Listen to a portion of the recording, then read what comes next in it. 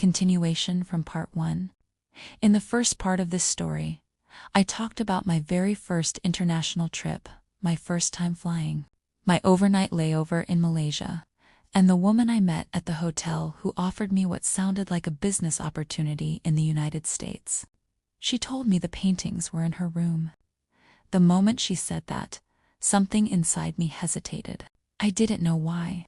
There was no clear reason, no obvious danger, just a quiet feeling telling me to slow down. But she kept talking. She kept reassuring me. She told me this would help me become independent, that I wouldn't have to rely on my husband, that I could be successful on my own. At that time, I was afraid of becoming a burden. I was about to start a new life in a country I had never been to before. I wanted to be strong, capable, and independent. So I ignored that small warning inside me. She took my hand and led me down the hotel corridor. I remember the hallway being quiet, too quiet. She said yes, that she was also just transiting and staying only one night. Her voice was calm and confident. Nothing about her seemed suspicious. We stopped in front of her door. She opened it. I leaned my head slightly inside, just enough to look. That's when I saw a male figure inside the room. Everything inside me froze.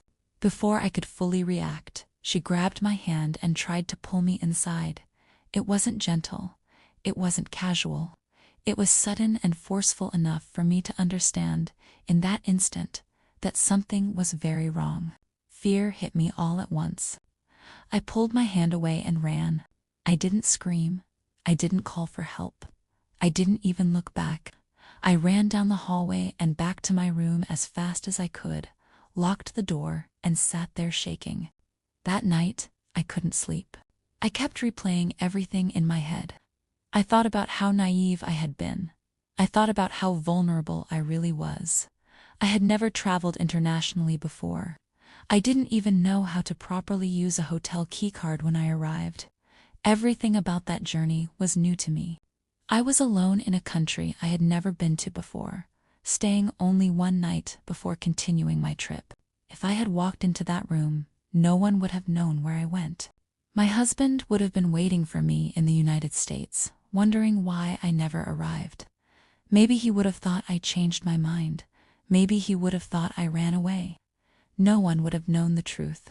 Looking back now, I truly believe that was almost put me into a very unsafe situation. I'm sharing this story as a warning. Please be careful, especially when you are traveling alone. Just because someone seems friendly doesn't mean they are safe. Just because they are a woman doesn't mean they have good intentions. And just because an opportunity sounds promising doesn't mean it's real. If something feels wrong, trust that feeling. That instinct saved me.